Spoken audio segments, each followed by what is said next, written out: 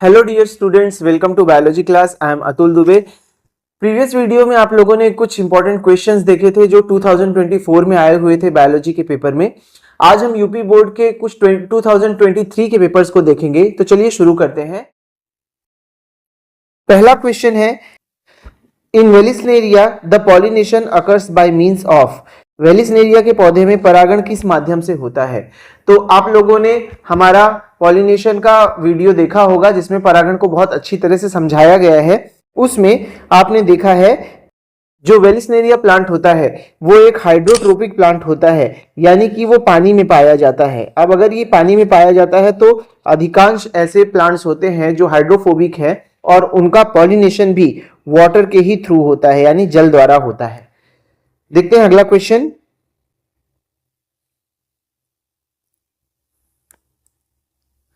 Next question, menstrual cycle in women typically occurs in. स्त्रियों में आर्तव चक्र सामान्यतः होता है कितने दिनों का होता है? तो वीमेन में, स्त्रियों में जो आर्तव चक्र होता है, जो मेंस्ट्रुअल साइकिल होता है, वो 28 से 29 दिन का होता है। It is from 28 to 29 days. आपकी एनसीईआरटी में भी यही आंसर दिया हुआ है। इसके अलग अलग स्टेजेस आप अपनी स्क्रीन पर देख सकते हैं। इससे रिलेटेड वीडियो भी बहुत ही जल्द आपके चैनल पर आने वाला है। चलिए देखते हैं अगला क्वेश्चन।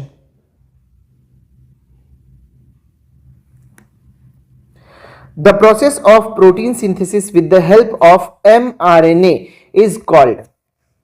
mRNA की सहायता से प्रोटीन संश्लेषण की प्रक्रिया कहलाती है।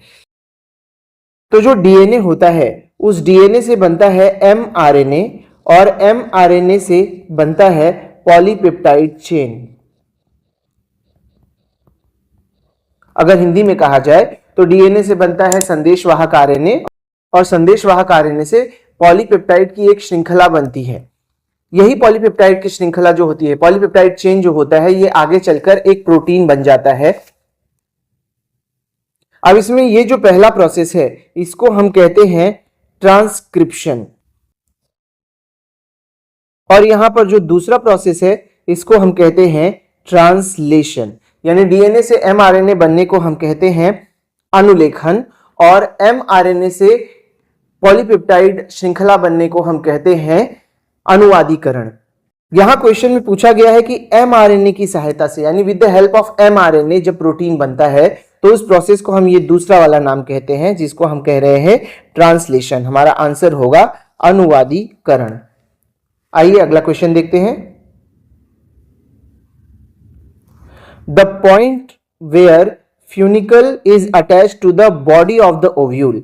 बीजांड का वह स्थान जहां बीजांड वृंत जुड़ा होता है वह कहलाता है। अब तो जहां बीजांड वृंत और बीजांड काय ये दोनों जुड़े हुए होते हैं उस पॉइंट को हम कहते हैं हाइलम यानी नाभिक। तो हमारा आंसर होगा हाइलम नाभिक। आइए देखते हैं अगला क्वेश्चन।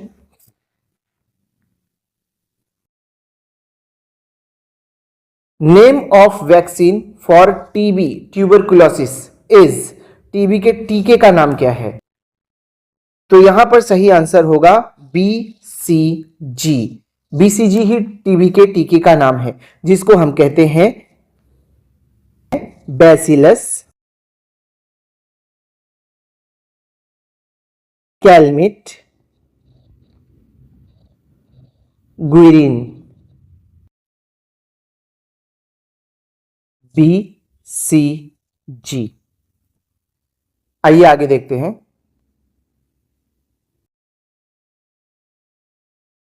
नेक्स्ट क्वेश्चन है, इन इंडिया रामदेव मिश्रा, जिन्हें हम आर मिश्रा के नाम से भी जानते हैं, is known as the father of which subject.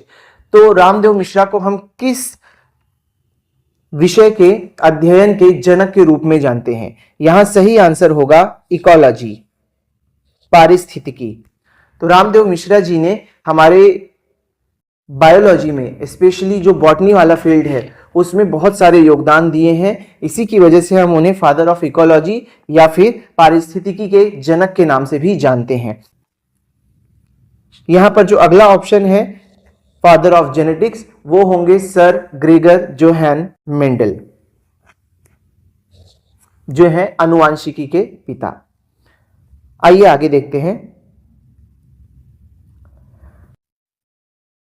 The next question says genetically modified plants, जिन्हें हम जीएम प्लांट्स भी कहते हैं, तो जो जीएम प्लांट्स होते हैं वो इनमें से कौन कौन से हैं? आनुवांशिकतः रूपांतरित पौधे कौन कौन से हैं?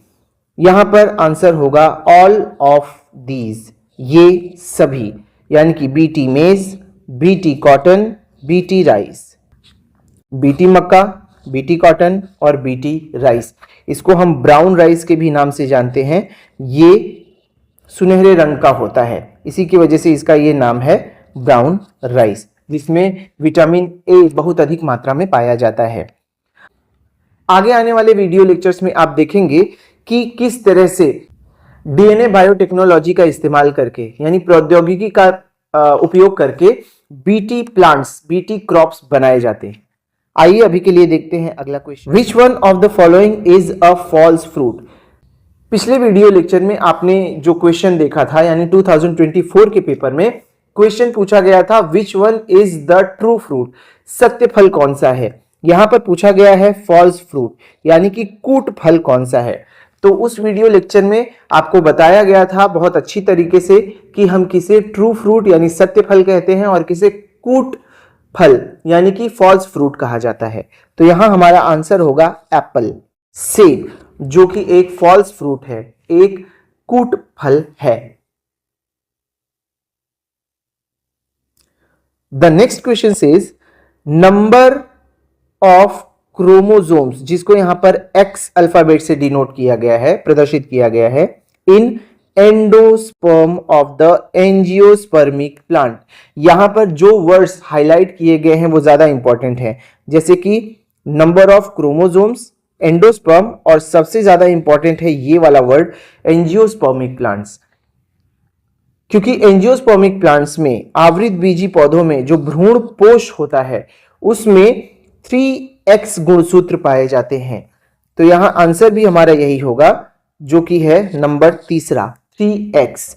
वहीं अगर ये क्वेश्चन पूछा होता जिम्नोस्पर्म प्लांट्स की बारे में, यानी कि अनावृत बीजी पौधों के बारे में, तो हमारा आंसर होता 1x। आइए देखते हैं अगला question. The name of pathogen of typhoid is, typhoid के रोगजनक का नाम क्या है? वो कौन सा पैथोजन है, वो कौन सा रोगजनक है जिसके कारण टाइफॉइड होता है? तो यहां पर सही आंसर होगा सैल्मोनेला, चौथा हमारा सही आंसर होगा, बल्कि इसका पूरा नाम होता है साल्मोनेला टाइफी।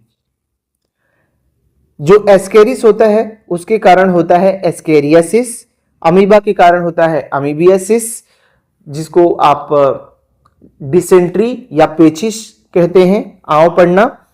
पैरामीशियम से ह्यूमंस में कोई भी रोग नहीं होता है।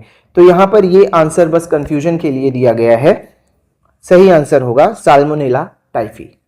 तो फ्रेंड्स, ये थे 2023 के सभी एमसीक्यूज जो आपके यूपी बोर्ड में जीव विज्ञान के पेपर में आए हुए। इस पूरी वीडियो सीरीज में हम सभी क्वेश्चन पेपर्स का डिस्कशन करेंगे और हर एक क्वेश्चन का आंसर किस तरीके से लिखना है ये भी डिस्कस करेंगे। तो अगर आपको ये वीडियो पसंद आई हो तो इसे लाइक करके अपने सभी दोस्तों में शेयर कर दीजिए ताकि उन्हें भी इसका फायदा मिल सके। चैनल को सब्सक्राइब करके ऑल नोटिफिकेशंस को ऑन कर लीजिए और अपनी इस बायोलॉजी क्लास से जुड़े रहिए। Thank you very much. Keep learning, keep growing.